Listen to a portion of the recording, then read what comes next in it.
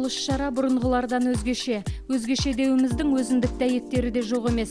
Түркияның Қазақстандағы өкілі Айхан Теке мырза оқу ордамызға арнайы іс-сапармен келіп, Қазақстан Республикасы Ауыл шаруашылығы министрлігінің қызметкерлері Азат Сұлтанов пен Жандәулет Жаңбырбаев пен және Қазақстанның инвестицияларды дамыту қорынан келген Бауыржан Хамзинмен бірге университеттің бірқатар ғылыми инфрақұрылымдық нысандарымен танысты. Аграрлық университет түркиялық әріптестермен бірігіп, университеттің өсімдік шаруашылығы мамандығы негізінде қант қызылшасын өсіру және оны қайта өңдеу бойынша мамандар даярлау үшін бірлескен білім беру бағдарламаларын әзірлеуге және арадағы әріптестік байланысты нәтижелі іспен нығайтуға дайын. Біз қант өндіруші ретінде алдымен топырақтың құнарлылығын сараптан өткіземіз. Ал бұл тұрғыда біз Қазақ ұлттық аграрлық зерттеу университетінен қолдау алып отырмыз. Алдағы уақытта сіздермен бірлесіп, топырақ тыңайтқыштарын толық зерттеуден өткіземіз деп ойлаймын. Өйткені қант қызылшасын өсіру барысында түрлі зиянкестерге тап болатынымыз рас. Мұндайда көп өндіріс орындары тиісті оқу орындарымен серіктестік етпей қателесіп жатады. Бұл өрескел қате деп білемін. Ғылыммен бірге болсаң, жемісін аласың. Қай заманда қызылшаны Аполлон құдайына құрбандыққа шалған ежелгі гректердің оны өте жоғары бағалауы бекер болмаса керек.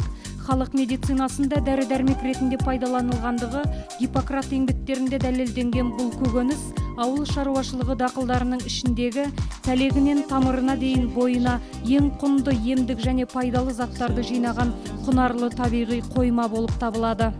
Қант қызылшасы еліміздің Жамбыл және Алматы облыстарының суармалы жерлерінде өседі. Аталған өңірлерде 7 қант зауыты бар. Оның тек 3-еуі ғана іске қосылған. Бұл зауыттардың өндірістік қуатын арттырып, оларды жаһандық модернизациялау қажет. Сараптамалар көрсеткендей, модернизация нәтижесінде бір ғана қант зауыты орта есеппен 500-600 жаңа жұмыс орнын ашуға және мыңдаған ауыл шаруашылығы мамандарын жұмысқа тартуға мүмкіндік береді. Сондықтан ел үкіметі солтүстік аймақта қант зауытын салуға шешім қабылдады.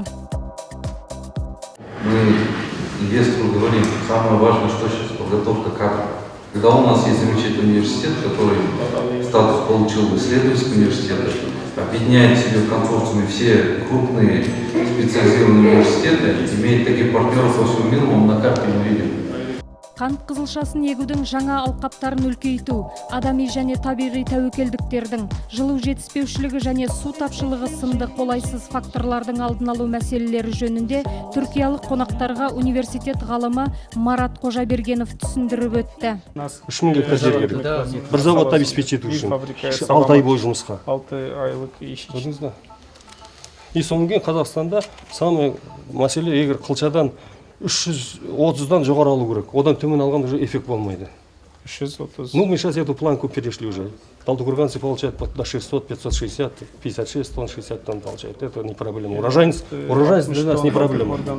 Қызыл көкөністердің ханшайымы қант қызылшасын өсіру мен қайта өңдеудің заманауи ұжымдық жүйесін құру үшін ғылыми зерттеулер жүргізуге, қызмет көрсетуге, жұмыс барысын инновациялық қамтуға университет базасындағы Қазақстан-Жапон орталығы, халықаралық су хабы, Қазақстан-Беларусь халықаралық агротехнологиялық орталығы, тұрақты егін шаруашылығы орталығы, агротехнологиялық хаб және басқа да инновациялық орталықтарындағы 49 ғылыми зерттеу лабораторияларының әлеуеті толығымен жеткілікті.